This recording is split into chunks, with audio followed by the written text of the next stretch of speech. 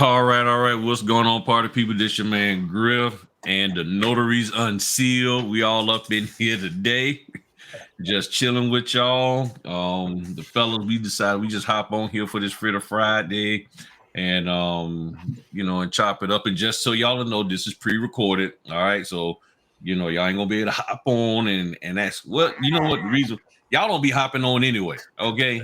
True. Y'all don't be hopping on anyways, but we gonna work on that, okay? But I appreciate the ladies who hopped on last week. Yeah, I appreciate y'all ladies hopping on last week. Y'all did great. Y'all did really well. Yes, And so appreciate y'all and all of that. they But did a great job. yeah. They took on the challenge and everything. And all of that. But yeah, we were just gonna sit here, just chop it up, talk about how things been going with us. The notary success system for me has been coming along fine. I got training this weekend on Saturday and Sunday. I got people coming in, not this week, but in July, coming in from Ohio, and one lady's talking about coming in from Tennessee. I know somebody wants to come in from South Carolina. I told them no problem. Y'all more than welcome to come, and we'll make sure you get trained and up to speed and all of that. So that's been coming along fine. I just found some new documents that I'm going to throw at them.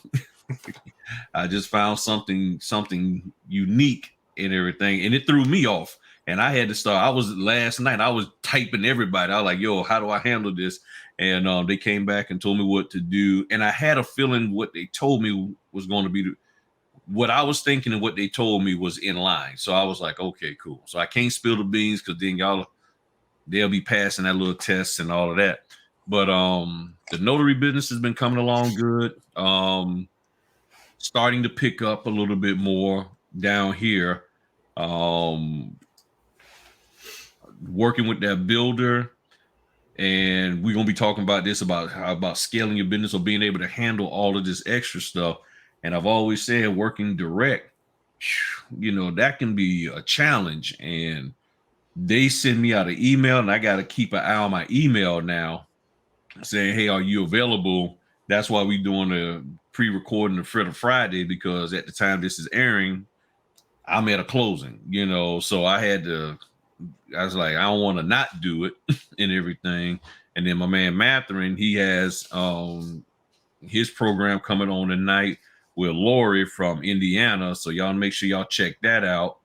And but yeah, the business is, I won't say it's flat. It's just this is where it's at now. A couple of months ago, it was up here steady. It's down here steady. So that's the way I can say it's steady, but it's just dropped down a little bit and everything. So that hour's drive, the Raven scanner is working fine. The house inspections have been sort of up and down. Yeah, they've been real up and down. So I guess with people not applying for loans, they don't need a house inspection. But for those of you who are signed up, stay signed up so that when things do shift and turn around, you'll be ready. Because Matherin, he be doing that real estate. So Matherin, you need to be hitting me and Q up to get them house inspections done, man. Right. Yeah. As soon as I start getting more leads in your area, Griff. So that's why I was asking you about certain areas down there in Virginia, because a lot of real estate investors that that I associate with in North Carolina, they are starting to move towards the Virginia area, and specifically that area that I asked you about. Apparently, there's a lot of growth in that area, so everybody's looking for deals. So, next thing you know, I'm probably gonna be, just reaching out to the counties down there to see if I can get a list of properties, that'll tax delinquent that I can call, see if I can, get those properties back on payroll. But it's so as soon as I get something down your way, I'll definitely be calling you, Q. No, man, I'm coming up there. So me, I want maximum travel fee. look, and I'm out to Massachusetts and do it. all I know is like, if I do end up needing you guys, it can't be worse than that. That notary that served me down in North Carolina a few weeks ago. Oh So, yeah, Yeah, you we wouldn't do that to you. you yeah. know, yeah. And then as far as you apprentice, man, your state's a whole different ballgame, man. That real estate life in your state. Like I actually tried it. I tried it to do some virtual deals over there. Not for me. It's competitive. It's cutthroat out here. Nothing you should know. It is. So that is not for me. So I'm staying along the East Coast. Just looking for opportunities, and some of the goal is to eventually get into fixing and flipping. Whereas of right now, we're just looking for deals like to wholesale, to other investors and partner with other investors. Okay, cool. Yeah, and where you talk that area you're telling me about? Yeah, I was just checking. Yeah, it's 3 hours from me. Three and a half. Jeez. 3.5 hours west. And I knew it was out there, man. I knew it was a good little ride, and it's right up along the North Carolina border. That's why they're talking about it, because I mean, I'm looking at it, man. It's like, okay, yeah, it's not that far from Greensboro. So it looks like it's probably about an hour from Greensboro. Okay, so that explains it. Yeah. Let me see. 57 minutes. No, 48 minutes. All right. So Yeah. So what you looking at? That's why they're starting to look over there. got you. Makes sense. Yeah. So other than that, man, yeah, things good. So how's the notary work been going for you, my man, up there in Massachusetts or Connecticut? I always forget where you at. Look, I'm in Massachusetts, Massachusetts. We get charged for everything out here. No, notary. As far as the loan signing aspect of it, I'm starting to notice the notifications are coming in. I had a couple signing companies who reached out to me directly. They were trying to book, some buyers packages for next week. Mm-hmm. But beside that, last month the beginning of the month was slow, and then it picked up at the end.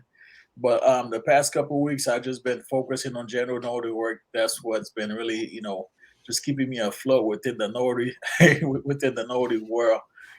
Constantly I'm getting out there, I'm reaching out to people, and they're reaching back out to me.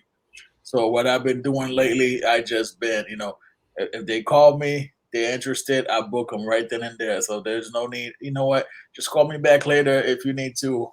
If you want to snot, it's like if we're on the phone, you getting booked. So just tell me what it is, and we're gonna make it happen. So it's slowed down, but the general notary is, it's there. And then, as you guys know, I was appointed by the mayor here in the city to become a constable. So I'm gonna get this stuff situated as well. Get a website out there. Get on Google, Mm-hmm. Facebook, start putting my service out there.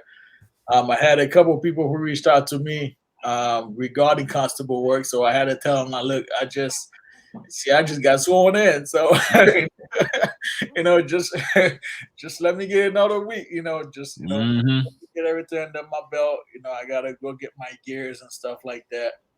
But you know what? It's definitely it's definitely a good opportunity, especially how the real estate market is shifting. And it's unfortunate. I know a lot of people are going to be needing my services, so I'm going to try to find a way to provide the service and like that's different than everybody else, because everybody else around here, from what I'm seeing, they close by 5 o'clock. So you know me. So I got a question for you, Constable Matherin. What are some of the duties of a constable outside of possibly serving somebody in eviction? Like, who is it that you're generally getting your business from, or how are you serving? Are you serving the county? I mean, you got sworn in by the mayor, so who's contacting you for you to do constable work? Well, pretty much just the general public. The general public, just like they reach out to you as far as for notary work. So if somebody's going through a divorce process and they need, the wife or the future ex-husband to be served, so they can reach out to a constable. to serve them those documents, especially if that spouse is being very difficult to get a hold of. So in a situation like that, they will reach out to me. I would get the spouse location, pretty much his home address or where he works. And then from there, most of the time they will have the documents. So there will be no need for me to go to the court and for me to, try to draw the documents. They already have the docs. They're just calling me for me to serve them. And then as far as the real estate investors, the landlords, as those bad tenants from from the pandemic that had 8 months not to pay rent. So landlords can't even get as far as debt collection. So it's a variety. Plus, from my understanding, I still have to get down the state laws. There's certain stuff that I can do as far as making like an arrest, if I can issue a citation. So I just want to just come in, get the level work done, get comfortable with it, make sure I know what I'm doing. Just like the notary industry, you have to know the state laws of what you can and can't do. So once I do that, I'm just gonna turn up the heat. Okay. Can you go cross state lines to be hunting folk down? Oh man, I think that's the goal eventually, eventually. But until then, I'm probably going to reach out to the courts to see if they need any services, like people that has any warrants out for them, that's not showing up for court. So that's like as I get more comfortable into this position, just seeing the layout, and then I'm just gonna plan it out. But a shout out to my wife. I know she's gonna be watching this later. She was the one. Once again, it was her idea. Shout outs. Oh yeah. Mm-hmm. Hey, can you have a constable like sidekick? Are you allowed to have a sidekick? Oh man, why? Are you interested? I just had like this thought of like Will Smith and Martin Lawrence, like Bad Boys. like Matthew rolling around on YouTube with his constable sidekick about to go serve somebody. Oh, oh man, no, that will be something. That will be something. But yeah, so I'm looking forward to it. Just to see, what type of opportunity it brings. Because if the notary business slows down, at least I'll have that. And once I get my name into the court system, and if I can get on, because when I spoke to the lady down at City Hall, she mentioned something about reaching out to the police department, get on the list, reaching out to the court, get on their list. So once I'm able to do that, and then so I'll be able to try to balance everything out. I got another question for you, because you're like one of the most busiest people that I know.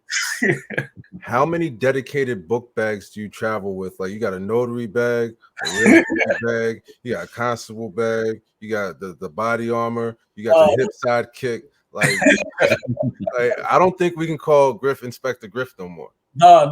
That title was still with Griff. Or Double O Griff. Like, I don't know, man. You're carrying all types of gadgets on you. Oh man, I am not there yet. I'm not there yet, but that's the plan, But my whole thing is, is to, even though if I'm going out there, I don't want to be the guy, because there are guys out here that's like in full uniform. Like as soon as you see them, okay, this guy either a constable or a cop. I might just walk up to you like this. You won't even know what I'm doing. I got you. So because I don't need I don't need to bring attention to myself. Like I've seen those other guys, they are driving in vehicles that's very similar to a cop, to a cop vehicle. Me, I might pull up on you on the Lexus. You don't know what this guy doing. Oh, yeah. Mathing on some John Shaft stuff. Just show up and just keep it moving. So Matthew, they don't have sheriffs over there taking care of it. Yeah, but they I guess they have that set up specifically for the constable, for you guys to support them. Yes, pretty much, because I know in some state down south there's no sheriff; it's just constables. But here, in Mass, there's a sheriff and this constable. So we pretty much, I want to say, we pretty much serve as a backup to law enforcement. But my whole thing is to just go in there, be smart about it, and I'm not trying to be a hero. Like I don't trying to do what I gotta do. I'm putting it out there right now. I'm not trying to be a hero. Oh, so that means if you walk in on me and one of my side hustle activities and I start running, you ain't gonna chase after me. That means I made it get away. Now one. I don't have to worry about no car chase from you, huh?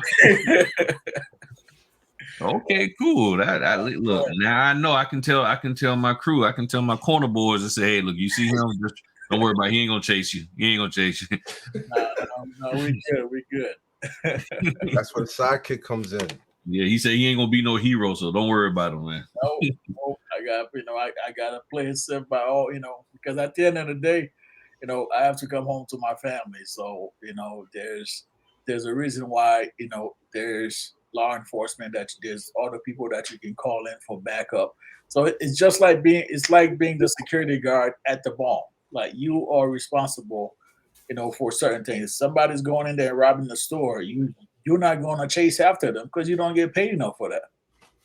You're not going to put your life in jeopardy. So in that situation, that security guard will just call law enforcement for backup. And that's all you can do at this point. So, I just gotta learn the state laws and just keep it moving. That's all right. So what's going on with you, Caprentice, out there in California, man? How signings and stuff been? Because I know you back at work in the office. Yeah, what's gas like out there? Oh man. Okay, so the gas is roughly what, $7 a gallon now for premium. So I have to put premium in my cars. But even on the low end, like 87 is still roughly like 6.30. So people are feeling it around here. And actually, they had somebody who up in Northern California, this remote area, they were charging $10 a gallon, $10, and like people didn't know any better. They're kind of sly about it in the sense that they didn't post it on the signage. You didn't see those signs rolling into the gas station. These people needed gas. They didn't plan right. So they get to the gas station, the Chevron gas station, they roll up, they start pumping, they realize it's $10 a gallon. So they're all up in arms, are like, what's going on with this? And of course, the owner's like, well, this is based off of what I get it for. So I don't know what to tell you. So, and then you got the other side of it. Some guy just got fired for, I guess they were changing prices, dropped it down. It was supposed to be $6.99. He dropped it down to 69 cents. And it was stayed that way for a couple hours. And then they realized they made a mistake and then obviously shut it off, but the guy got fired. So who knows? And so gas is what it is. From a fired, huh? What did you say, Matthew? No, so he dropped it down to 69 cents instead of $6.99. Exactly. Wow. Yeah, I heard about that. Yeah. Well, let me add this in here now. I have been trying this out, and it actually works. And I've been with them gas buddy. I'm gonna tell you. And it was like 25 cents off. Now, normally I got Kroger. So with Kroger, the more you spend buying groceries, you get stuff off. But then sometimes it's like, well, I don't need to buy no groceries, but I still need some cheaper gas. So I said, what the heck? Where is it? I had went and ordered the gas buddy card and everything, and where the heck? Yeah. So I had ordered let me hide my number because somebody I got my little gas buddy card. Y'all see that gas buddy fuel, and what it is, you tied in with your account. So when you swipe the gas buddy card, it just takes the money from that account. From whatever bank account you set it up with. So I got the card and I was like, okay, let me see if this really gonna work. And Kroger was like 20 cents off. And I was like, okay, cool. Then they was like, well, if you sign up, you know how they upcharge you, the gas was like, hey, but if you pay the $9.99 a month premium membership, you can get a little bit more off. And I was like, okay. And sure enough, I ended up with 25 cents off. And when I look on my app, to find gas, and like right now it's showing the 7-Eleven normally is $4.73 with gas, but it'll be $4.51. That's a decent savings. Yeah. You know, so he's talking about, so I'm looking here at the 22 cents off, 24 cents off, 23 cents off is for premium. So instead of $5.59 for premium, it's $5.36 here. So the gas buddy, I'm gonna tell you, you know, that thing, it works. It works. And like with the Kroger, you know, Kroger, you have your code with the Kroger. I just don't use my code. I'm just saving those points.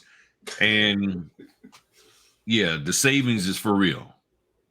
The savings is for real. I was like, okay, Mr. Gas Buddy. And I've been with Gas Buddy just to find cheap gas for like 8 years. Because when I used to work out of town, I would be on Gas Buddy trying to find where the cheap gas was when I was going, especially the backwoods, when I was going up 301 to Maryland.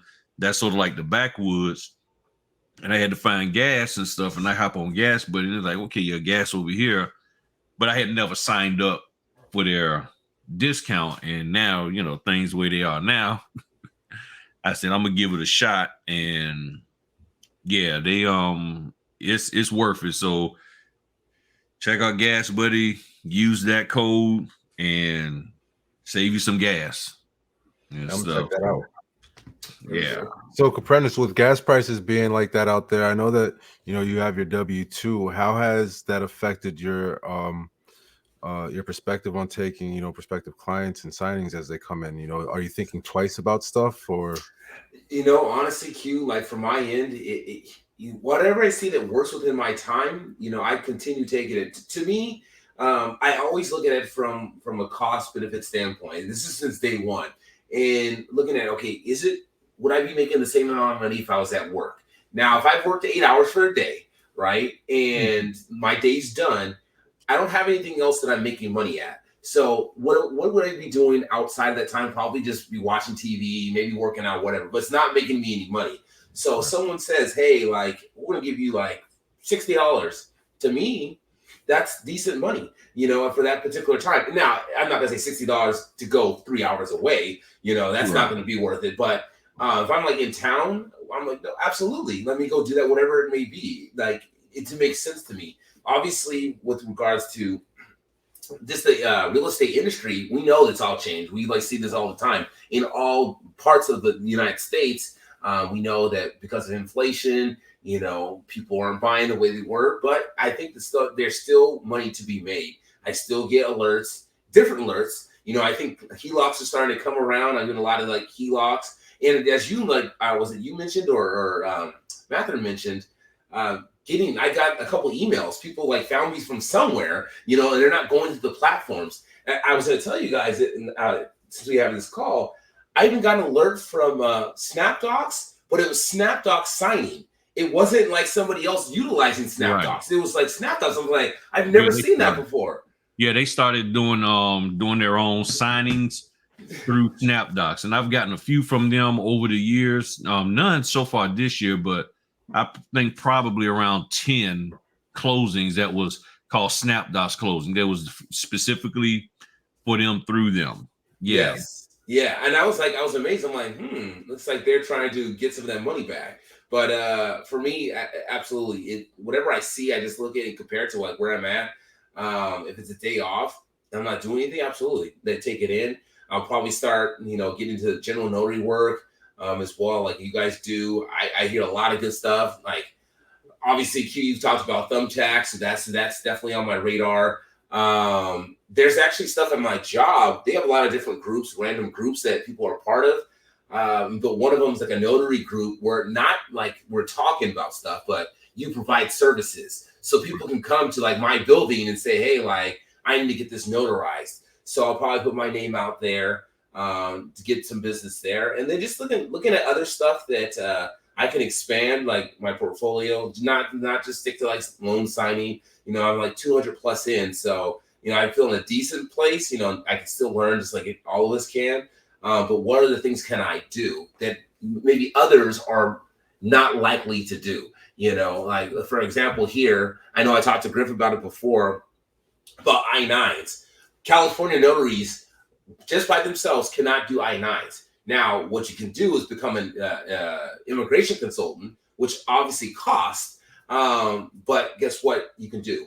If you get if you become an immigration consultant, and it's really just paying a bond. So they do it based off of your credit. So obviously people with good credit are going to get a better price for a bond, which is very different than how we do things, obviously, within the notarial world. So you buy the bond and you submit a background check. You go through that process, and that's it. There's no class. There's nothing like that. And that allows you legally to go and help out people signing these I-9s. You know, talking about, obviously, when you get a job, you got to sign an I-9 saying you are who you are, you're able to work. So I was definitely thinking about doing something like that, especially because no one's doing it. No one's like doing it. And if one thing I've learned from being around you guys is for sure is that you guys are not just attacking stuff that everyone's doing. You guys are pulling stuff in that you guys are seeing opportunities where you guys can like grow. All three of you guys are doing that. And so that for me would be something I was just like thinking about where this might be something that I could definitely do in this ad and really like market, build it like a my Google page, talk about obviously notarizations, but add that there because I'm sure there's gonna be some eyes that thinking, whoa, we can get this person to do this. You know, that's something that we don't see. And like I said, people are doing it, but they're doing it illegally. I know that I've seen notaries do it. They're like, oh yeah, I did this. I'm like, okay, you're risking that commission and you're not legally in California allowed to do that. So you have to be an immigration consultant to legally do it. So we'll see how it goes, but I'm definitely looking forward to this year, like the rest of the year. So perfect. What you got, Q? I'm here, man. Here like always, you know, Pennsylvania, where I'm at in Pennsylvania, because it's not just Pennsylvania in general. It's just, you know, everywhere, you know, we're all located in different areas within our states where I'm at right now. I'm not seeing a whole lot of movement as far as the loan signings go. And that's just my experience. There may be some other people that watch Griffin Notary that may have a different experience. I'm just not seeing a lot of loan signing work. On the other hand, my general notary work is definitely picking up. You know, I've been planting seeds since I've started by doing some advertising and distributing on different social media mediums, and I'm starting to see the fruits of that. You know, it takes time. You know, my general notary business has definitely picked up over the past month, and I'm excited. I'm very happy. Most of pretty much all of my clients, they comment on how much they love the advertisements, and it was something that made them it stuck out to them. So when they were ready for a notary, they came back and said, "Hey, we got to call that guy." You know, obviously for my ad, everybody's got a guy. If you haven't seen it, go to my website. Anyway, you know, they're connecting with what I'm putting out there, and I'm starting to see the fruits from that. So I'm very happy and grateful that that the marketing is working properly. You know, with Captivated is busy. You know, I think we were going to talk about scaling businesses a little bit, and I'm in the process of doing that myself. You know, there's a lot of people on here that I've worked with, and you know, they'll tell you it takes time. Projects don't get turned over immediately.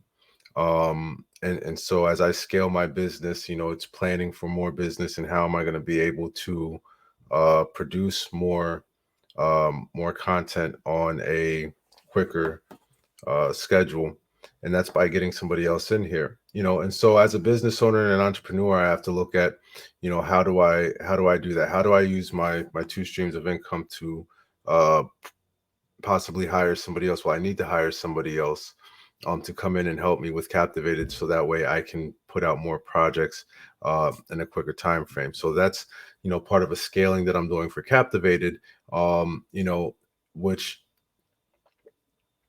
it's again, you know, it was birthed probably right here on Griffin Notary. You know, it's been 2 months now. Actually, yeah, 2 months, because we launched on April 22nd. So it's been 2 months and a day. And man, it's just there's a lot of stuff going out there for notaries. There's a lot of notaries that are, you know, really excited to get in this business, and they have a lot of questions.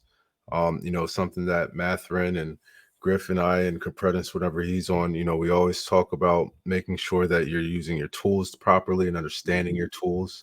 So it's a growth process, for everybody that's out there that's just getting started.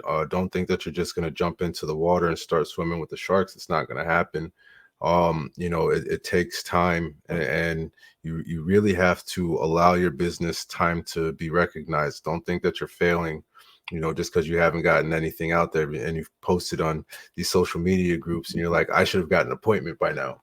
Not necessarily, and it's just it's just you gotta keep at whatever it is that you're doing, as far as getting your business out there. And that's the same thing for Matherin with his constable business. And once Capretis goes through and gets his immigration, what was it called again, Capretis? Consultant. Yeah, his immigration consultant bond taken care of to do I-9s, and I'm sure you're going to be marketing that and trying to stay consistent with that, because people aren't going to understand or know what you offer unless they're seeing it on a regular places, and you have to be able to be in places that they're looking at, and that's ultimately what I'm focusing on is marketing. I mean, the notary stuff for me, I know how to notarize. I obviously watch Griff, in the 500,000 hours of video that Griff has out there for all of us to watch. That's the easy part of it, of everything. That's not even the hard part of running this business. Being able to read a paragraph and knowing where to change the venue if I need to change the venue, or making sure I've got proper wording for my state or whatnot. That's second nature at this point. So most of the focus now is just on building the business. How can I get my name out there? If you're sitting at home waiting for your phone to watch, you're failing.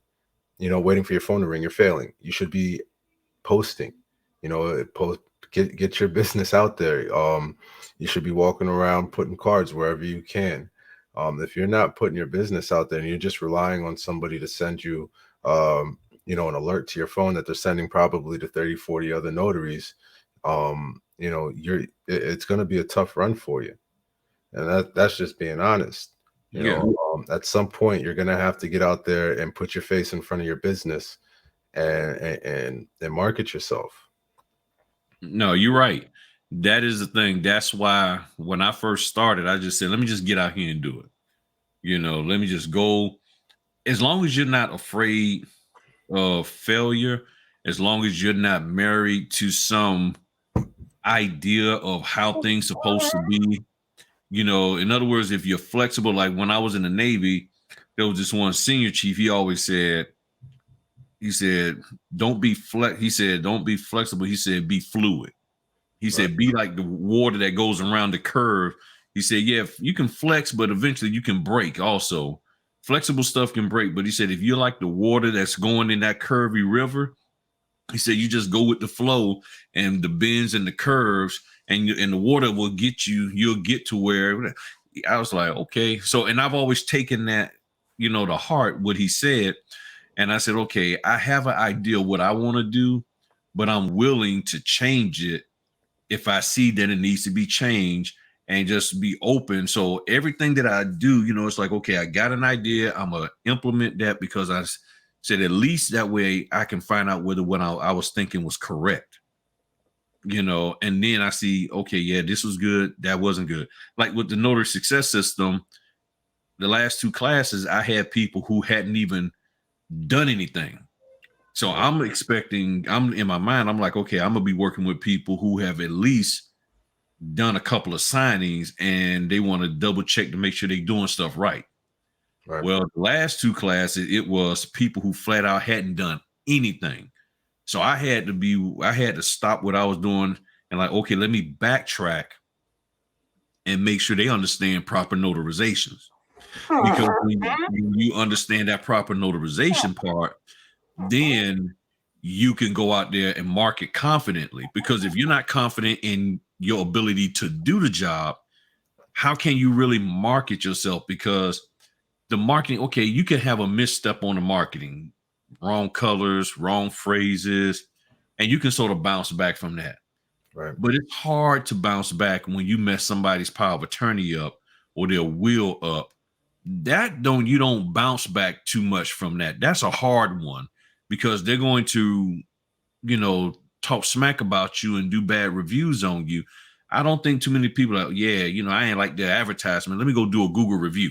They don't Google review because you had a misspelling in the word. They might laugh at you and all of that, but I don't think they're gonna sit up here and give you a 1-star review because of that. Right.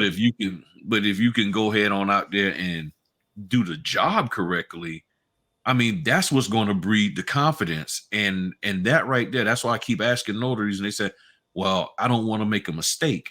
I'm like, okay, well, identify the area that you think you're going to make a mistake in.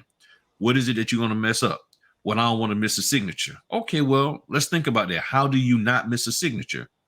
By recognizing where the signature goes and what a signature line is.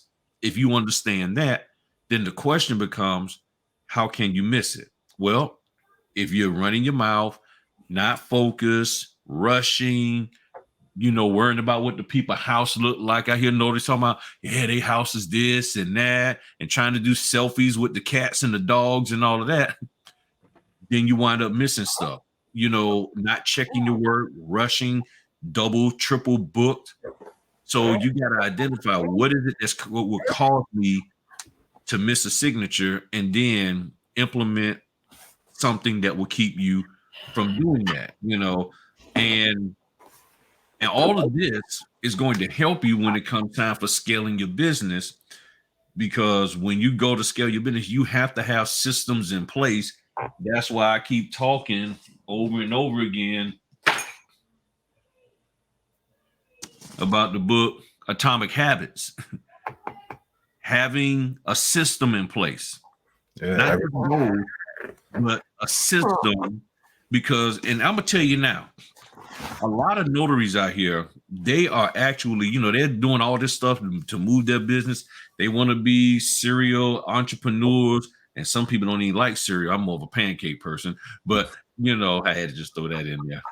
But people, you're trying to be this multifaceted entrepreneur, and you really don't in place, starting with the first thing. And that's what I learned from reading James Clear's book, is that the first thing that you have is your business. You got to put a system in place so that while you're doing other things and other businesses, you have something in place that you can keep things going. If you don't really have a system in place, if you don't have criteria, you carry those bad habits over into the other businesses, and then next thing you know, stuff starts falling apart. Now, are we all perfect? There's some things I got to get straight on my end, but I know what the heck I'm doing, and I know how to keep things together because I put a system in place to keep me going. And that's what I'm doing with the Notary Success System and other things that I do. But I realized now that I got this new client that I got to go drive an hour to for their home closings, for their new builds, something got to give. Because, they throw an email out there and say, hey, are you available Friday at 2? Well, Friday at 2, I like to do Fritter Fridays. So it's like either kick it with y'all for a couple of hours or go make me some money. So I was like, okay, I'm going to go make this money. But then I'm also have to be a little bit more mindful of some of the signing service orders, because now it's like, okay, a signing service order come in. That might be at a time when they want me to go do their stuff, which paying me way more. Now I'm like, okay, I might have to let certain orders go past so I can have the time available for them.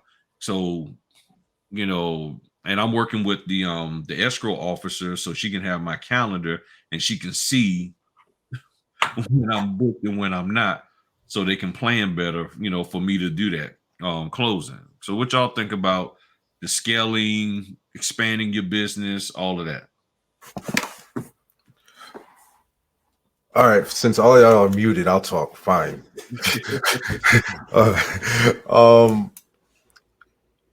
It's something that you need to take extreme thought into what you're doing. Write it out. Griff was talking about having a system. Everything that you do should be repeatable. I mean, my system starts from the moment that my phone rings. You know, I answer the phone the exact same way every single time. I ask the same questions in the same.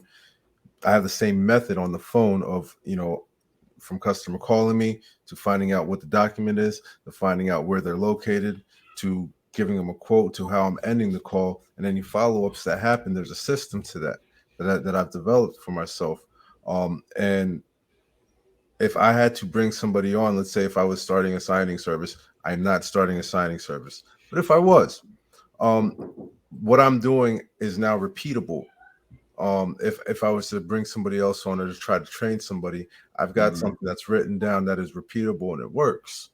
And that's very important for when you're starting to scale, because you want as many things that can be automated as possible, and not necessarily automated by a computer, but automated for yourself, where it's just second nature to you and you're not thinking too much about it.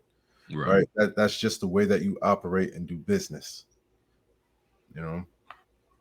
Yeah. No, you're right. You're right, because one of the things that you have to be mindful of, and I know you are, is when you start bringing other people into the fold and they're depending on you to have things in order so that they can get paid, because that's really what it boils down to. The business owner is like, hey, I want you to get these tasks done, but that person is like, okay, just make sure you're gonna pay me. I get the task done, but are you going to pay me? Do you have a system in place that's going to ensure that money is in the bank account when I go cash my check? Right. And if it is, cool. If it's not, then we most definitely have a problem. And see, this is how people lose their business and their customers, because when you bring somebody in and they see that you really don't have a system, or they become your system.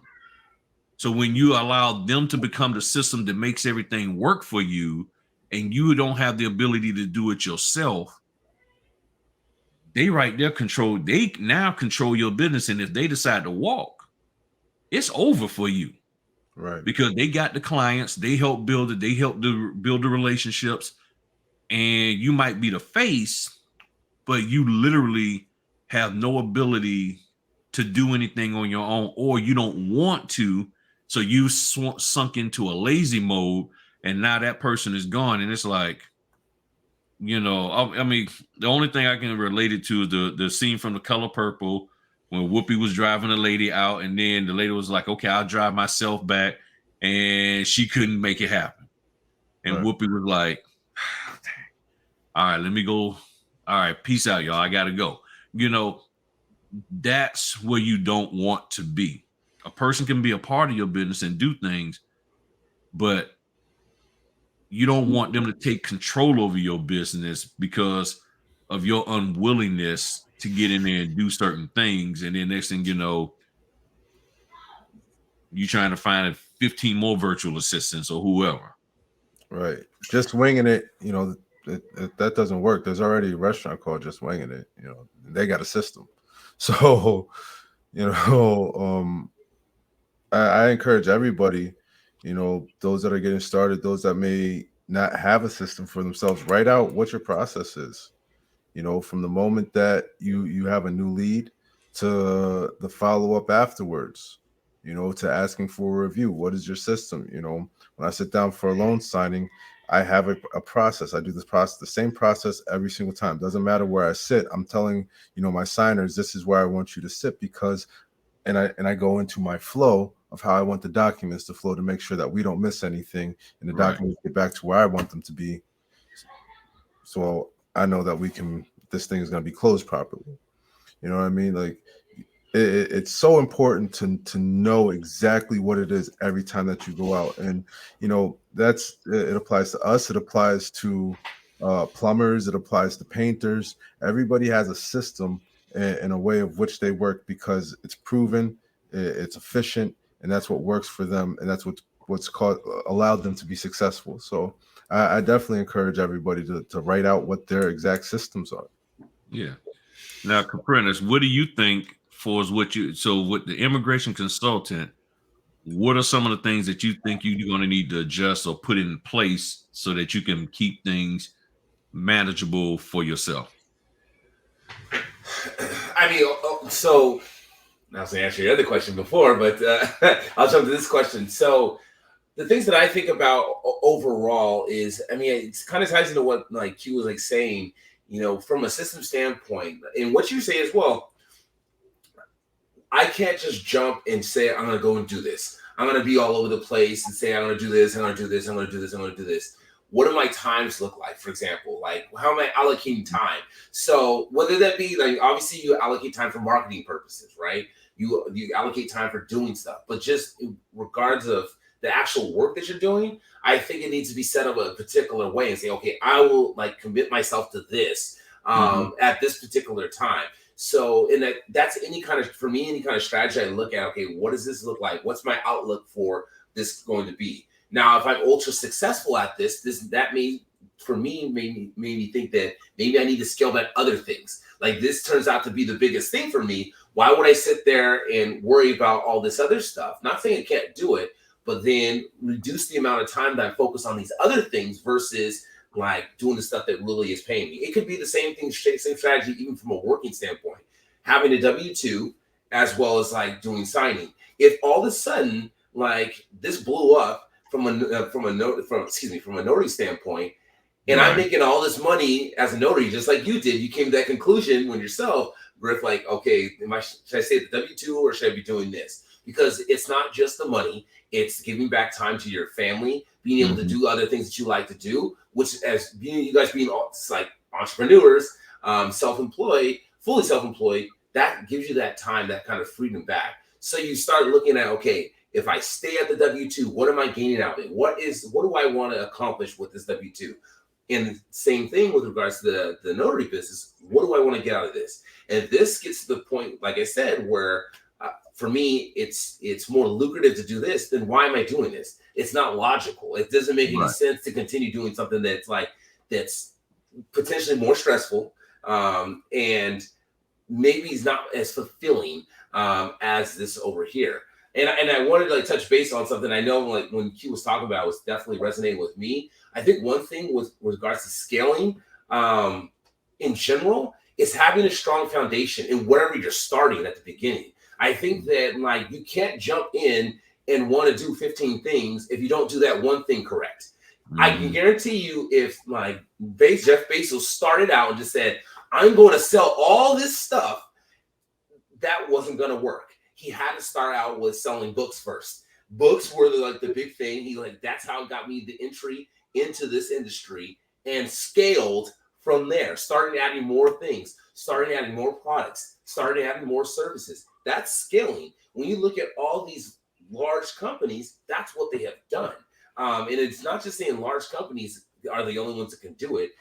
Everyone's done it. When they started, like Ray Kroc and all them with McDonald's, they didn't go out and just say, we're going to go do this everywhere. We're going to throw this, and this, because they knew they would fail. So how did they get there? They had like a strategy and they were able to scale. And I think that from our industry that we're all in with regards to like the notary industry, I think that it's the biggest thing for majority of notaries. I know a lot of notaries, if not all, the notaries who come to your channel, Griff, is really focused on getting that stuff straight. So some of the people are taking your class. So what they're doing is building that foundation. Hey, I know what I'm doing. One, you got to take your training, your respective training, whatever it is you have to do in your state that you live in. Start with the notary training. After that, when you talk about documents, how do you feel comfortable? Well, Griff's giving you an avenue to teach. Not saying that everyone can go over there and do that and travel across like to the other side of the country if you're in California.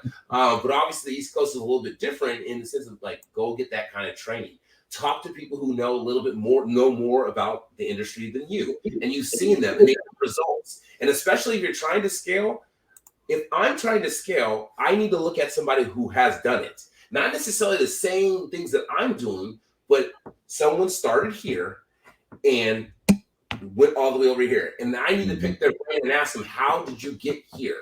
And I can guarantee you it's going to be a lot of the same stuff that we talk about. It's like going to be like having a system in place that Key talks about.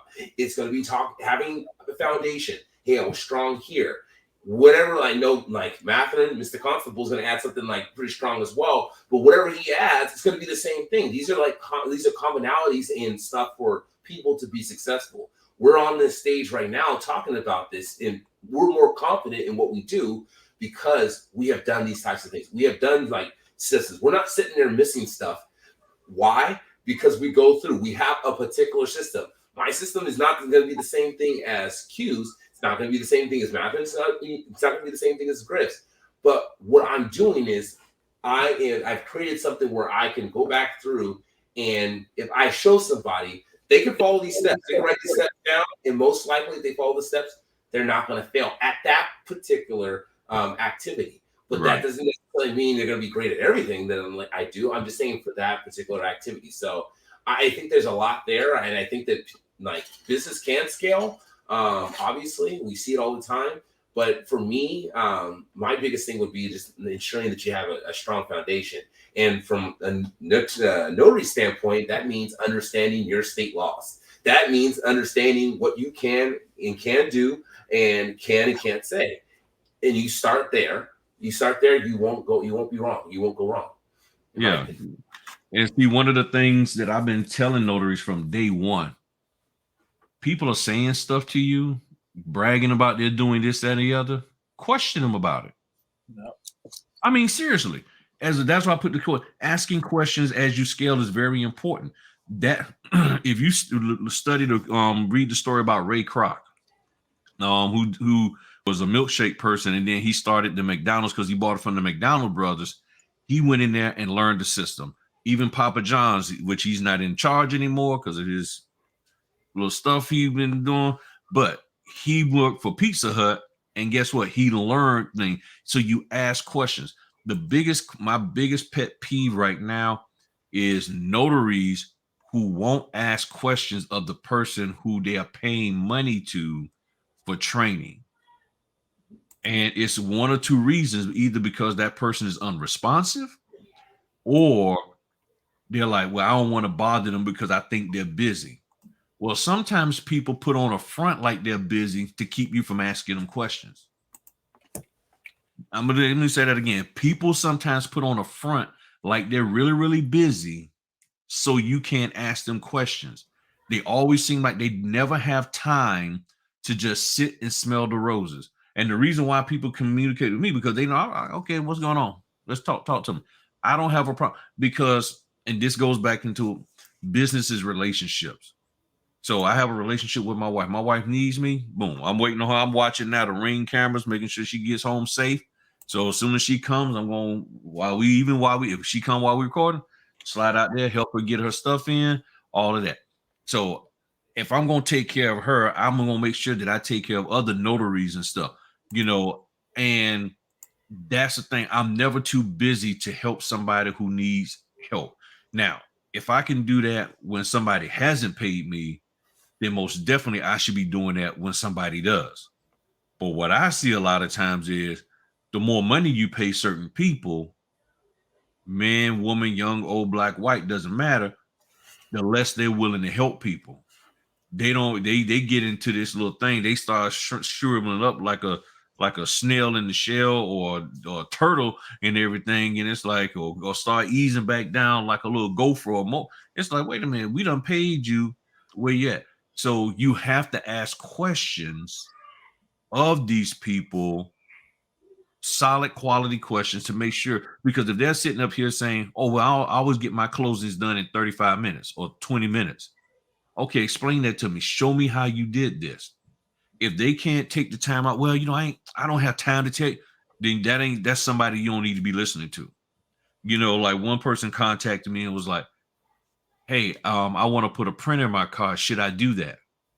I don't know. Should you? Yeah. I'm like, should you? I mean, that's a you decision. I can't tell you. And I'm like, what is that based on?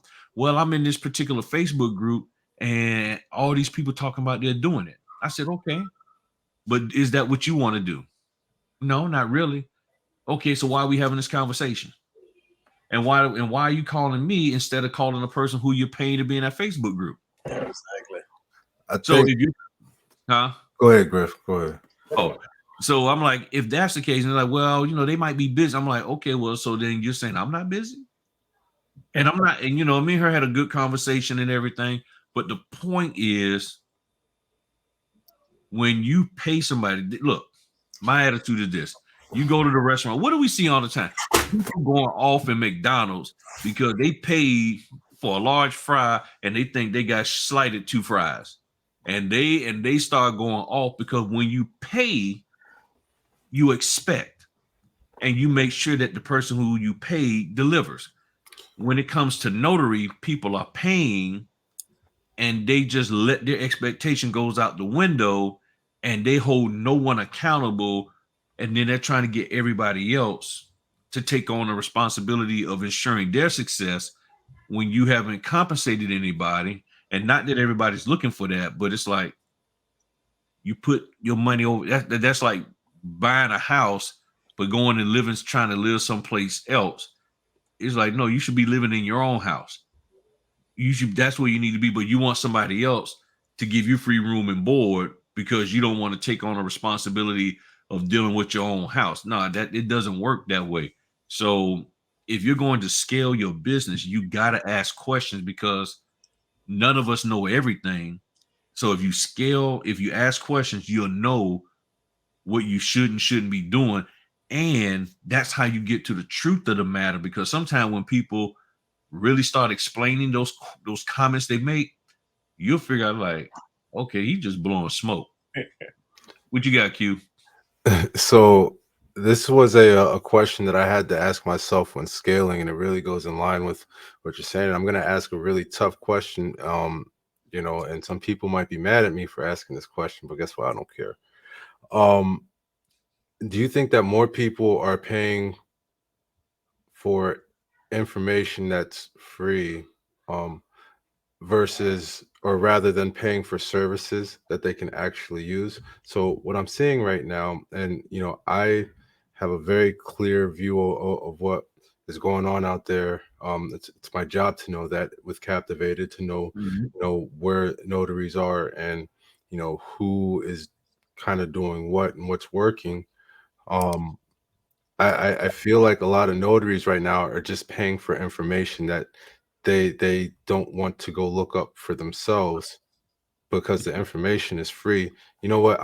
Let's be honest. I mean, it's Notaries Unsealed. Let's be honest. I'm sorry, this is Fritter Friday, but we're Notaries Unsealed. I feel like people are paying for information that's free rather than paying for services that are actually going to help them. And that was the question that I asked when I started looking at Captivated. You know, and what was going to be the mission and the pillar of my business, you know, where am I going to do like what everybody else is doing and sell people information, or am I actually going to come up with different services that people can actually use that are going to be helpful for them? You know, because not everybody is creative, not everybody has the mind of understanding marketing or the know-how or the time. So Right. provide a service, but I feel like a lot of people have spent a lot of money on just information, and you're not there's no numbers that can really tell you if what you spent your money on actually worked. Right. Yeah, that's true. There's no way of saying you're walking away with an understanding, but there's no value, there's no numbers to show what the value of that understanding is, because you implementing it in your area doesn't actually mean that it's going to work the same way for that person. So you don't have anything to gauge it against. You know, Right. you're paying for information, hoping that you can execute from what you heard, versus paying for something that you can actually tangibly hold and say, this is mine, this is what I got for what I paid.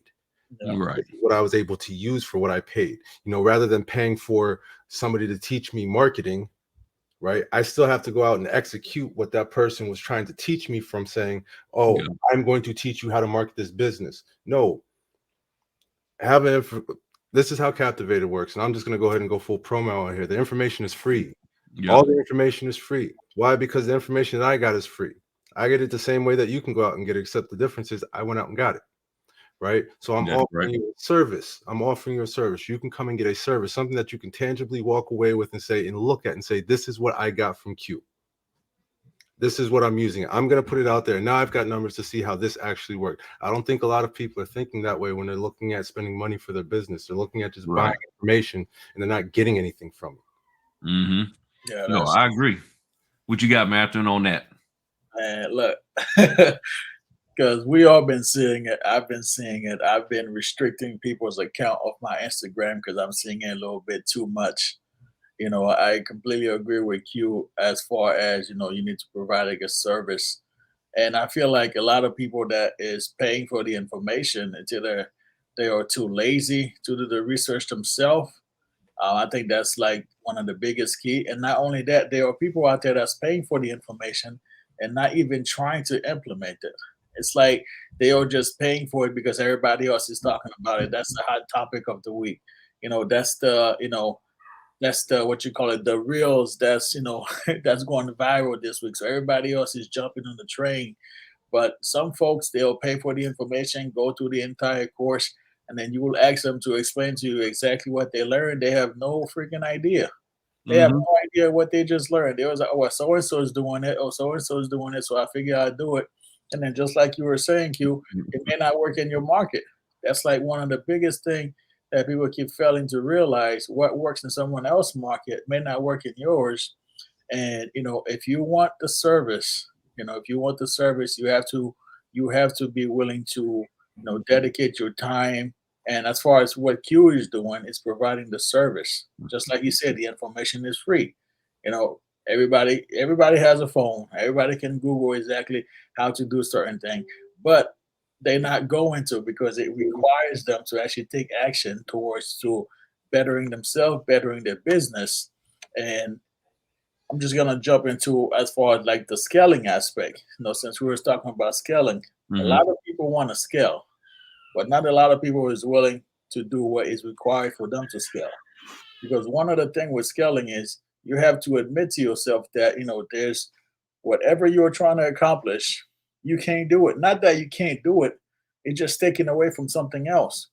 A perfect example, I just hired a VA to cold call for me because I'm always busy, I'm always on the go. So I had to make that decision. Now, do I bring in someone, as far as do I worry about how they are going to present themselves, or do I acknowledge the problem that I'm having is when I am extremely busy from the morning to the evening, I don't have time to call. So that's actually hurting my business. So if I hire someone and teach them exactly how I want it done, at the same time, don't try to micromanage somebody. Seeing what they are able to do, and then find a way to implement your system and find a way for you guys to collaborate. Because a lot of people want to scale, but they don't even know why they're scaling. They don't even know, like, what's the purpose? What are they trying to accomplish when it comes to scaling your business? And you can scale your business. There's multiple ways how you can scale your business. As far as you can network. Networking is an absolute must in every business. Just like they say, your network is your net worth, because you never know who you are going to be around in any given room. Another example I have of that, the other day I was speaking with you. I told him that, hey, I have this real estate meeting I had to go to, right? So we was weighing the pros and cons, because at the same time I had an appointment. He was like, all right. So the appointment was a fairly easy one, 2 pages, about 150. So Q was telling me, okay, so you can go to this meeting, network with people, provide services, find new services, or go make that 150. So I ended up making some call. I changed the appointment, went to the meeting, I met some new guys, I exchanged numbers, and then that's next day I had a text saying, hey, I know somebody that's looking for constable work.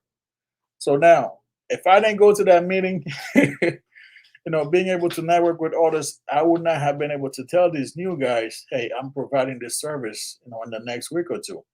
So it just, you have to be willing to take a chance, just like it is with scaling. You have to take a chance. You have to be willing to delegate what it is that you are trying to master, because we all have 24 hours in the day, but based on how your lifestyles is, it can be extremely important. So you have to understand why you want to scale and how it's going to benefit you. So I feel like that's one thing people, they'll keep failing to realize that, and that's hurting them in the long run. Well, also was in everything perfect And what really hurting folk is they don't have the logistics. And if y'all go back to my early videos, that's what I was talking about. The systems check, your logistics. Do you have the printer? Do you have the paper? Do you have the toner? Do you have the stuff that you need in case somebody says, okay, today they call you up and they say, hey, look, I need you here for the next 5 hours. Do you have the ability to do that? I need you to run for the next 2 weeks. I got orders that I must be sending you, and all you need to do is just print them and go. Do you have the logistics to support what they want from you? So when you're trying to scale your business, boom. But then when Matthew was talking, something also hit me. Are you when he said you got to know why you're scaling? Are you scaling your business because things got a little slow and you don't really want to push through? And well, you could be like now I've been taking $50 orders for HELOCs. They take maybe 10 minutes to do, 15. I know notaries that won't do them. They won't touch them. And I'm sitting here like, okay, and that's a form of scaling my business because normally I wouldn't do them.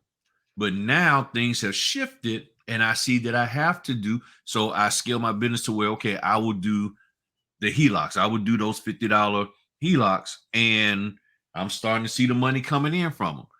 And all of that has made the difference in helping me meet my goal.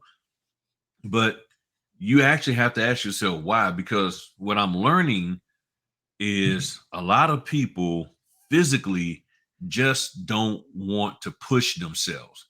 And if you don't want to push yourself in the main line of business that you have, which is this as being a notary, you're not going to really want to push yourself if you start getting this, that, and the other. And what I'm also seeing is that there are a lot of people who are in this business. They have a marketing background. They're real good with the marketing, but they may not be that great as a notary. And I've heard stories about some people out there. They're all right when it comes to the marketing, getting new business. But when it came to actually doing the work of a notary, they weren't really that good. And that's when I was like, man, something ain't right here. You pushing this, pushing that. You're scaling this, you want to do that. And see, here's the thing. And I think, who was that? I was talking to somebody today and I said, here's the big question. If everybody starts a training company, starts doing this, starts doing that, who's left to do the notarizations? Because I mean that's what we all got into. None of us would know each other unless we decided to do one thing: be a notary. Had we not chosen that, none of this would be going on. No Fritter Friday, no Uncle Griff, no Q, no nothing. But we chose to be notary. So then the question becomes, if we're all pulling away from doing the work of notarizations, so we can start this and start that, and then tell them to do the same that we did. Hey, scale your business and move up. When are notarizations getting done? And by who? If everybody's trying to be a signing company, if everybody's trying to be a trainer, if everybody's trying to be an influencer, who is doing the notarizations? That's the real big question, because somebody still got to notarize them documents, and that's part of the reason why I still got business, because in my area, there are a lot of people, and those of you in my area, I know who you think you are. I ain't talking about you. I'm talking about other stuff. Okay. So don't be calling me and hit me up. You're talking about me. No, I'm just saying in general. Okay. That there are people in my area as well as outside of my area that are trying to do all of this other stuff. And people see that. And they say, well, man, if he's doing it, if she's doing it, then I want to do that too, because they seem to be making money doing that. So I want to make money. So I'm going to do it too. So now you got 20 people who should be out there doing notarizations. so they can get good at it and have a foundation. They're trying to be what you are. They're trying to be captivated. They're trying to be constable. They're trying to be all this other stuff, which is nothing wrong with that, but they don't understand your story. They don't understand that you put in the hard work to get to there. They're just coming in halfway through the movie and they're like, oh, okay. Yeah, I'm going to do that now. And they never get good at being a notary. Nah, that's true. Because everybody wants to be, the best signing service company in their state, and they are forgetting the main thing, just like you said, Griff, is how to be a notary. And and some of these new signing services I'm seeing, they haven't even been notary for more than 2 years. It's like they were just following the trend. And when things get really, really bad, and I'm sure every business goes through it, those 1 or 2 year notary / signing services company, they are not going to last. I cannot see them lasting past any difficulty that might happen in their business. And I personally would not want to start a signing service company without being able to train the notaries that I'm going to hire. Because if I am starting a signing service company, then those notaries are now a representation of me and my company. Because when they messed up on those documents, the lenders, they're not going to call the notary, they're going to call me. It was because I was the one who hired them. Correct. But a lot of the people, they don't want to take the time because this is that corporate America part. What a lot of people don't realize in corporate America, especially government contracting, the U.S. government has policies in place with government contractors, with the private contracting companies that said the government is not going to train your employees. You, XYZ company, when your people come, they better be already trained. But then the company itself says, you, Mr. or Miss Employee, you better come train because we ain't training you. So you got to go out and get trained on your own. And then you come into this company and they're like, okay, yeah, we think you're trained enough so we don't have to spend money doing it. Increases our profit margin that we don't have to spend money on training you. Or if we do, then you're going to have to do that reimbursement and and then you're going to be locked into us for 17 years because we ain't letting you go nowhere. And then the government's not going to do anything because they're like, well, you don't work for us anyway, so figure it out. And a lot of signing companies I've heard, they said, nah, you need to get trained and see what it is. And I've never said this before, so this is my first time saying this. A lot of the signing companies, what they've shared with me, they're thinking that the training that's out there is really preparing notaries for what they're supposed to do. Right. But when they see that notaries don't know, and they're like, what kind of training do y'all have going on out here? Because these notaries know nothing, which is what birthed the notary success system.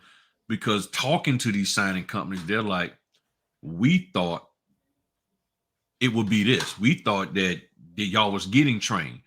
Didn't they take stuff with the NNA? Yes. Didn't they take, so the NNA is not teaching them this. The NNA is teaching them certain things, but then you have these private trainers who then say things that sort of contradict what the NNA is putting out there.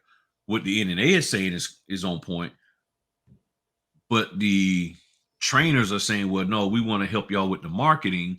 So that's why you see things the way it is. This is how you get more money. This is how you get more money. This is how you get more money. So this is why you got people holding documents hostage, not scanning back, telling you got to pay them to scan back, all of that. So the signing companies literally think that notaries are getting trained correctly and that the notaries who don't do right, okay, they must be rocks. They must something wrong with them. It's like, how do you not do these documents right after you've been trained? And I'm like, not everybody's getting trained. No, you're right. I mean, I hear it. I know you hear it. You know, and we're two people that are dealing with, you know, other notaries on a regular basis, and working with them. You know, Griff has a notary success system, so he's hearing a lot of stories about, you know, from notaries that have taken other trainings, and you know, I deal with people from a marketing, you know, other notaries from a marketing standpoint, and I hear, you know, some of the stories of you know, these notaries and the training that they've taken. They're not being trained properly. And you know, it's unfortunate that they're really just receiving, you know, Google search information for the most part about business in general, and not really about you know, the things that they need, like how to notarize properly. Like Griff is showing people and walking through people, and sitting down, you know, one-on-one, you know, with no more than 5, to make sure that people fully understand and grasp what it is that we're here to do. You know, there's a reason why, even with Captivated is always going to be one-on-one. There will never be any group sessions. Why? Because if you have questions, how can I individually help you to have a better understanding of what it is that you're trying to do, or get a better understanding of why we're going to post you know, your information on, you know, Yelp, as well as Foursquare. You know, it's hard to get that individual understanding about what you might need when you're kind of just being taught the very, very, like, barest of minimums. You know, it's like freaking Baloo from the Jungle Books. It's the bare necessities. Like, that's all you're getting. You're getting the very basics of what you might possibly need, but you're not getting everything that you actually need. You know, and that goes back to adding an actual service. You know, one of these things, like with the training, you know, if you're not ready to do business and you're going to a training, you know, we all know that if you don't use it, you lose it, right? So you got a lot of people out there that are taking training, but they're not quite ready um to to start business. And so they're taking these trainings, and by the time they're ready to get a training, they're hitting up Griff, talking about, Griff, I don't know what I'm doing. Yep, that's true. Yeah, that is correct. You know, and a lot of training and this is me talking about for the last 18 months that I've been out here on YouTube and everything that I've been looking at. A lot of the training it starts at, let's say, on a scale of 1 to 10. 1 is beginning, 10 is the top. A lot of the training is starting at around level 6 or 7. Most of the people who are attending the training are still at 1, 2, and 3. And it's no different than like in your W-2. What I'm seeing is that people are expecting you to come in to the training at a certain level. In other words, well, you decided to be in this business, so you need to have gotten your act together to this level, and I will take you to the next part. And I agree with that. But the problem is, this is where paying attention to the crowd, seeing what's going on, reading the room, you start seeing people asking certain questions. It's like, okay, I need to back up and find out where everybody is at. And that's what I was doing when I first got on YouTube. I was talking to people at levels, you know, like on a level 7, 8, and 9. And I'm coming to find out they still really a lot of time at 0. They don't have equipment. They didn't have nothing. I'm running across people now. Oh, I haven't even got my commission yet. I'm like, okay, you're talking to me about how to do this in your business, and you're not even. I'm like, whoa, let's back up. So, and that's a personal choice, and I don't blame the trainer. I mean, this is what they're trying to, you know, help and educate people in, because they themselves hit the ground running, went out there and got it. But you got to realize not everybody is you. Not everybody has done what you did and got to this knowledge level of just getting out there doing a closing. There's people I'm finding out they're just scared. You know, they're like, they got self-esteem issues, all of this. And I've talked about this before on my channel. All of this stuff is real. There's people out there that got real self-esteem issues, but they decided to come into the business anyway. There are people I know, I can think of at least 7 people that over the last, probably just this year alone, told me, well, my working schedule is 10 in the morning till 6 in the evening.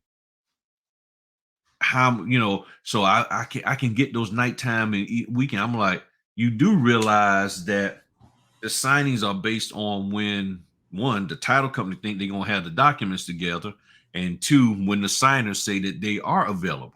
No. You, the notary, has no say so.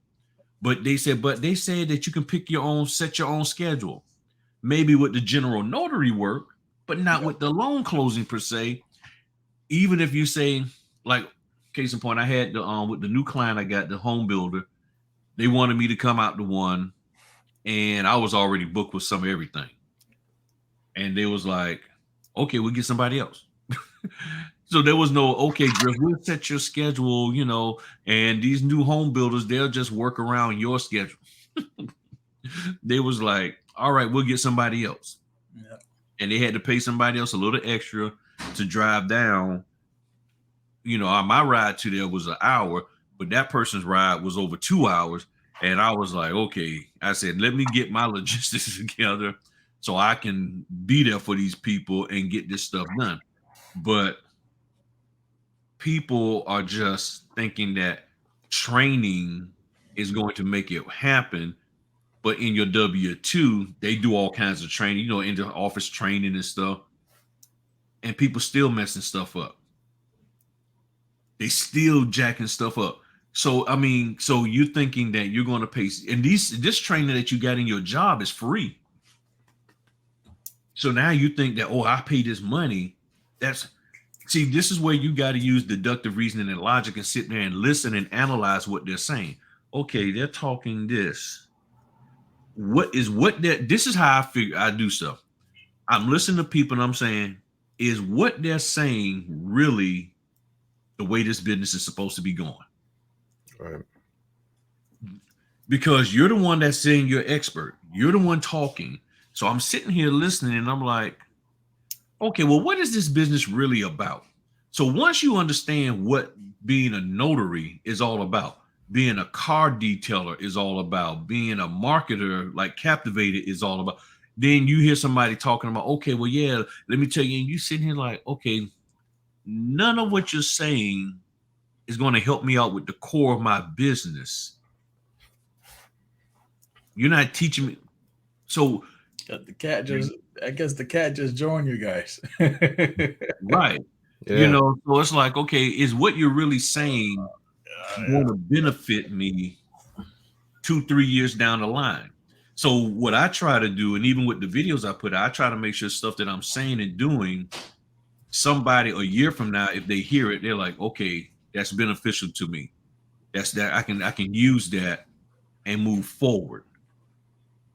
Marketing techniques and styles change, but the core of what we're supposed to do as a notary, unless they change individual state laws, that stays the same. Right. Well, that's your foundation. And you have that together, but nobody is trying to be on foundation. They're trying to be the pie in the sky, having bragging rights, wanting to be able to meet with other people and say, yeah, I'm scaling my business too. I'm a serial entrepreneur. I got 5 this, I got 12 that. But can you really do the job? And my wife, she knows I'm the type. I will sit there and pull out some daggone documents and say, okay, notarize this now. Just to test you, okay, you bragging about how you use cereal this and Fruit Loops and oatmeal that. Okay, here you go. Let's see what you got. Let's see what you got. Here she is. Hey, Miss Griff. Happy Fritter Friday. Happy Fritter Friday. Yeah. I don't know.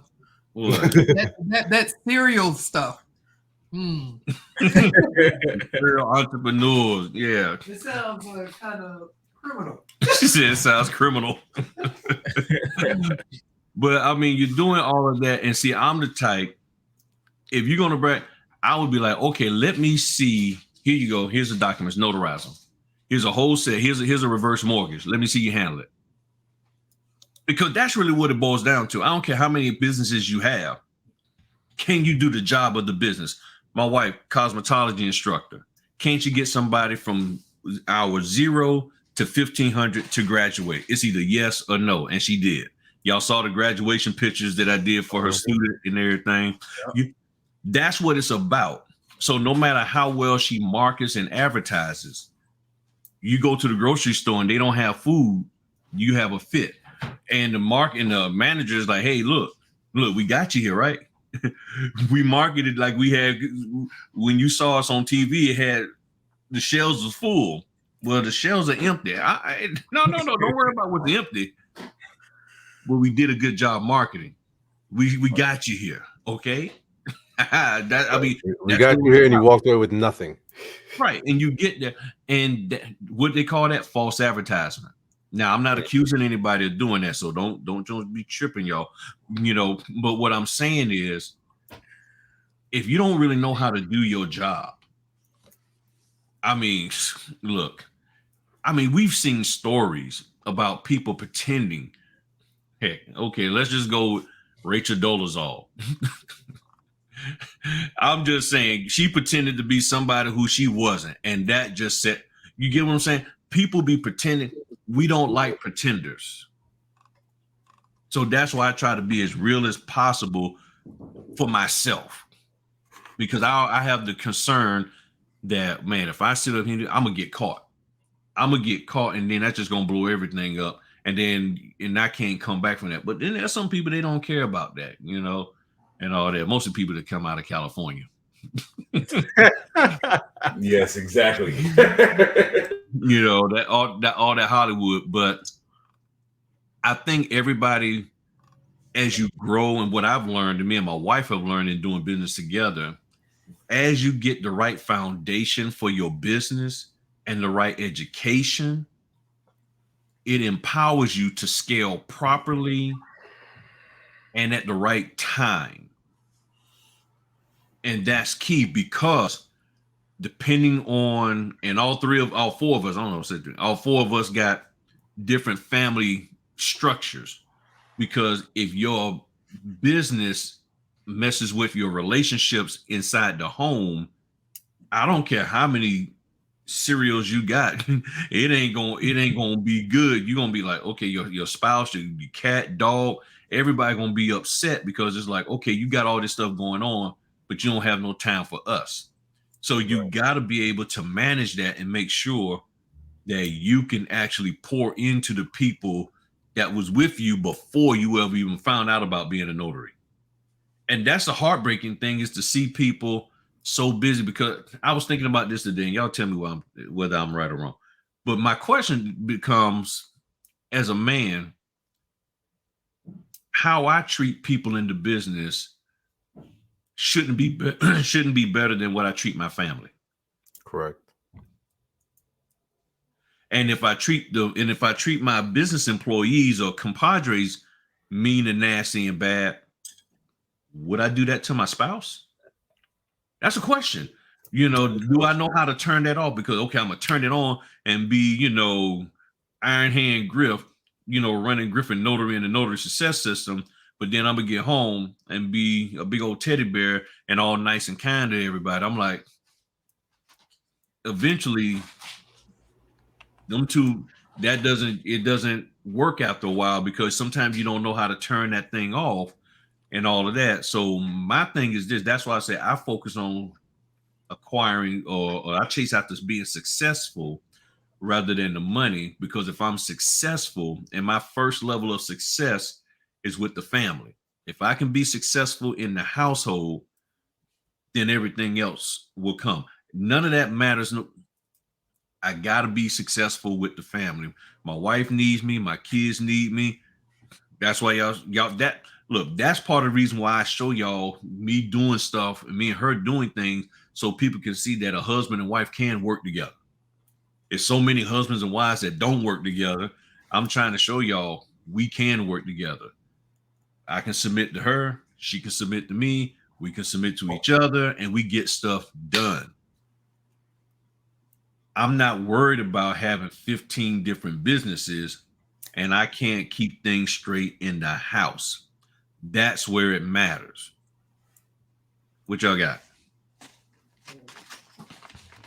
Yeah, no, that's extremely important, Griff. So I have to agree with that.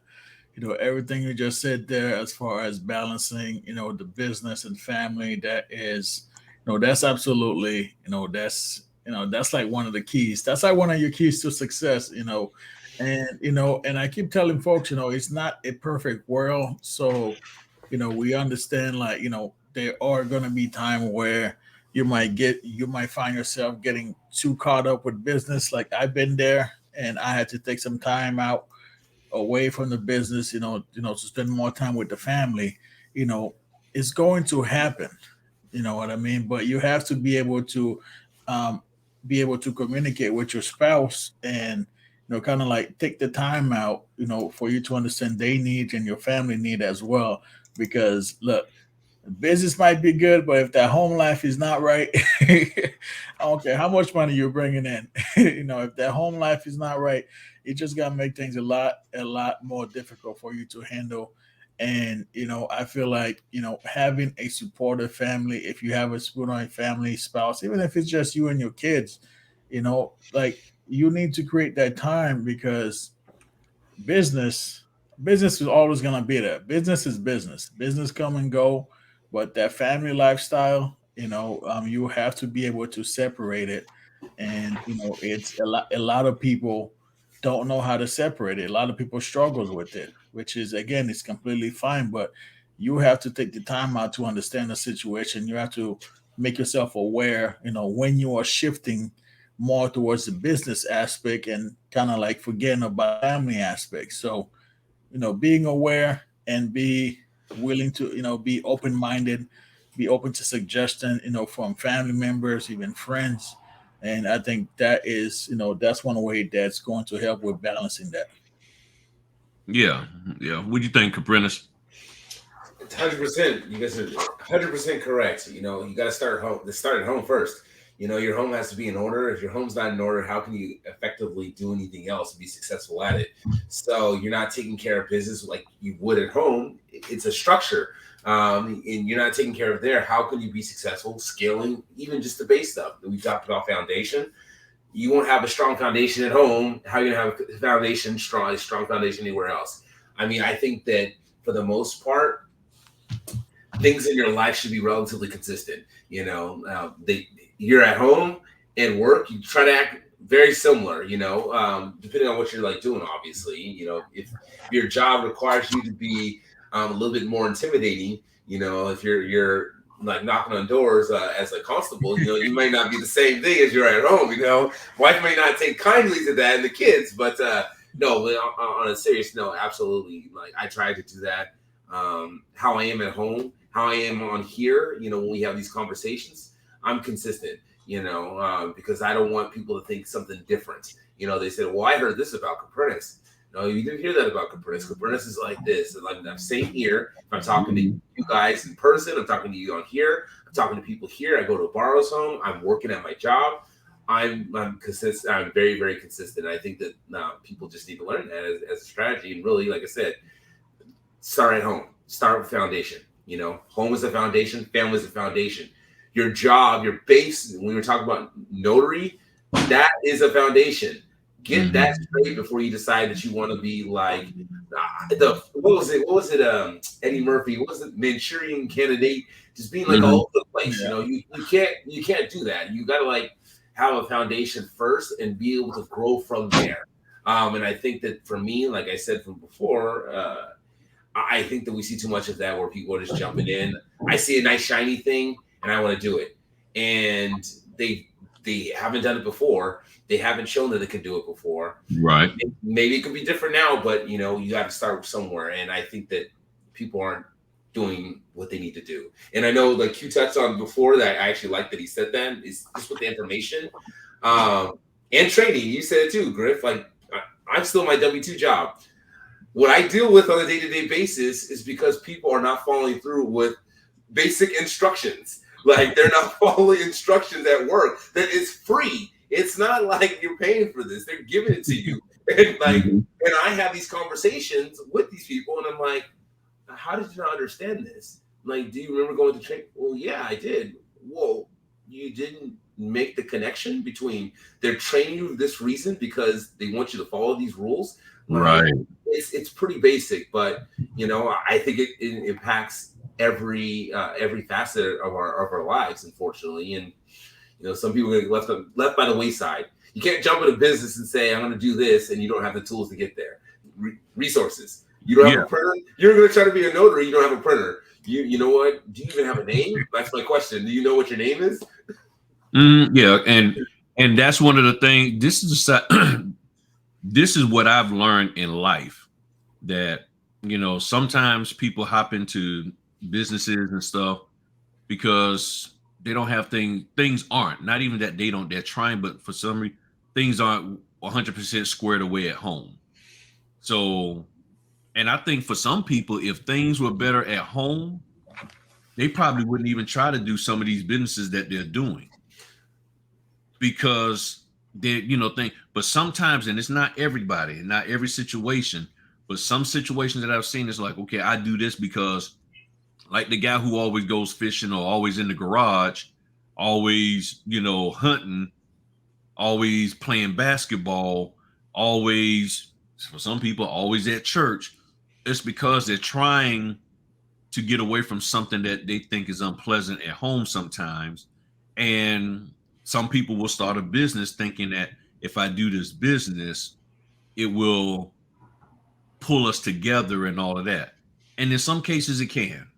It can pull things together, but sometimes it can tear things apart, because what I've learned is that if you're doing it for the wrong reason, and then when it doesn't, that reason that you think you're doing it for doesn't manifest like you said, like you thought, that could be a problem. You know, so like, you know, what helps me out is that my wife, she puts home first. So, and I know what my role is, and I'm doing everything I can to support her. She does everything she can to support me. But we make sure home is taken care of. We really make sure, okay, is home taken care of? This is that. What we make sure that we do what we have to do. And once me and her grew into that, it has reduced to almost, I don't know what she might say. The arguments, I don't think we really argue. No, we don't, and everything. And we don't argue anymore, especially now that I know how to be right all the time. She looking at me like, yeah, right. Yeah, I think I might have to do a master class on how a husband can be right all the time. It's real simple. You can always be right when you're home by yourself. If you want to be right in your relationship with your spouse, just be at home by yourself and you will always be right. Always. Got it. I'm serious. Thursday night education. I'm telling you, I mean, and you feel so good, and it helps you because then when you're there and you're seeing how wrong you were, but you can still say in your mind, but the moment you go back to work tomorrow, I'm gonna be right all over again. And so, but yeah, so I mean, for me, there are a lot of other facets to life and business that a lot of people aren't going to address, and I don't blame them. Some people, that's just not their vibe. That's me. I look at all of that, you know, the kids, the this, the that, all of those things factor in. Even though some people are like, okay, I ain't gonna worry about that. I'm just doing my 5 businesses. But as I've learned growing up, it doesn't do you any good to do all of that if you lose your family. Because let's just be real. I mean, we all know of each other. Us 3 of us 4, Q had to bounce. We know each other a little bit better than we probably know other notaries out here that we have communicated with. So we have a certain bond, us four guys, that we don't have with other folk in the notary business. But in all honesty, we really only know of each other. And because at the moment one of us drops out of this business, it ain't like people gonna be crying. They might be like, oh man, I miss Griff, and then they keep going on. And that's what I learned about the Navy. People was like, man, I'm getting out the Navy. I'm like, and they're gonna forget about you tomorrow. Yeah. I said, because they still got things they need to do in their life, unless they name a ship after you, you're going to be forgotten. You know, you it ain't gonna take long for you to be truly forgotten, because their life in that environment keeps going on. So I know that. I mean, I'm blessed to be as, I guess, popular and known as I am. But the moment I stop doing videos, or just, I'll be forgotten probably in about maybe 3 or 4 days. You know, and even though my videos might still be out there, but they're like, okay, yeah. And then they just move on because they still got to live life. So I just want people to take responsibility for their own personal, family, and business growth in that order, you know, and find a way to make sure that they're doing things right. Challenge people who are trying to get them to do things. If you're unsure about something that somebody's saying, question them. Oh, yo, what is this you talking about? Is this right? Is that right? Don't just fall for the okie doke. You didn't do it. You don't fall for it in your W-2. Don't fall for it in this just because it's a business. That person, that man, that woman, they smooth, they slick, you know, they got the right charisma. But it don't mean that the information that they're sharing with you is correct for where you're at. And if it's not, then you got to move on instead of trying to hold on to something and forcing it. And the main reason why most people force information to try to force information to work is because they spent money on it. Anything that's free, like either work or it don't work. But if I spent money on it, I'm going to get a job in this degree and flower horticulture technician. Nobody told you to do that. I'm going to find a job doing that because I spent money in college to get that degree. Oh, okay. Was it a bachelor? It was an associate's. Hey, you fighting tooth and nail to make that job, to get a job in that thing because you spent money on it. So that's how, look, maybe that's how they getting us. The more money they get us to spend on stuff, the more they keep us hooked. I'm just saying, So, all right, fellas, I guess it's time for us to bounce, but I appreciate y'all hopping on. You know, we just wanted to just chop it up, have a little conversation. I will say this. I know because somebody, probably 16 people right now saying Griff is against people scaling their business. I'm not against it. I'm just saying make sure you do it right. Yep. So that it doesn't tear you up and your family up. Because there's nobody you can go to in this notary community complaining that your family life is all tore up because you opened up 3 notary related businesses and you couldn't handle it. And your spouse is like, you know what? I don't think we gonna work out. Who you gonna go talk to? There's nobody. I give you about 3 minutes. So I give you about 3 minutes until the wife hangs up and say, Griff, ain't nothing we can do for him. I'll just joke. But I mean, there's really not a whole lot. You can't call the NNA hotline and say, yeah, I tried this, and they're like, okay, you got a notary question? No. Okay, well, we'll talk to you later.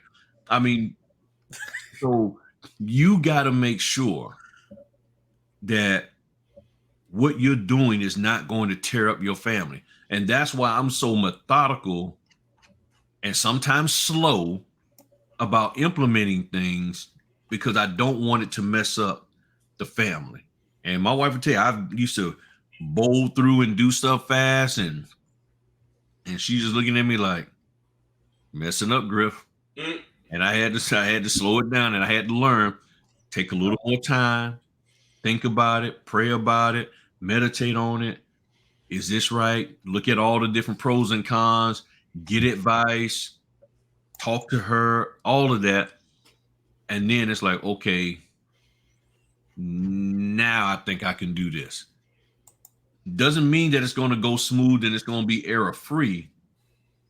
But I did put time into trying to be prepared for as many road bumps, speed blocks, or whatever you want to call them that are out there, so that it doesn't. So when I do come into a problem, it doesn't devastate me so much that I don't know, that I just give up and I just crawl in the corner after investing all this money into something and don't go anywhere. And that's what I want to see people do. And that's what we are supposed to do as business owners, because it's our business. No matter how much training you paid for, it's not the trainer's business, it's your business. That's true. Mm-hmm. So any last words, fellas? No, like I think we pretty much we got our point across on this one, and like I always tell people, no one's gonna care about your business more than you do. So you have to do what is required. And we always say that know your state laws, know what you can and can't do in any business, and just do what's right. Do what is right at all time. Don't try to bend corners, for a couple extra dollars. Trust me, it's not worth it. Yep. Be successful. Be successful. Do what it takes. Work hard. You can be successful. Everybody can. Just work at it. Yeah. Yeah. So, man, I appreciate y'all. Party people, thank y'all for joining us for Fritter Friday. Remember, tonight, check out Matherin. Oh, yeah. 7 o'clock. 7 o'clock we'll be at Matherin Notary Services on YouTube. If you haven't subscribed, go ahead and subscribe to the channel. We'll be having guest Lori Morgan from Sign Here and There Notary. Yeah, her name is kind of hard, but yeah. So we'll be talking about how to manage a W-2 and a notary business. So just tune in at 7 o'clock. All right, sounds good. That's good. Well, y'all have a good one. Peace. All right, have a good one.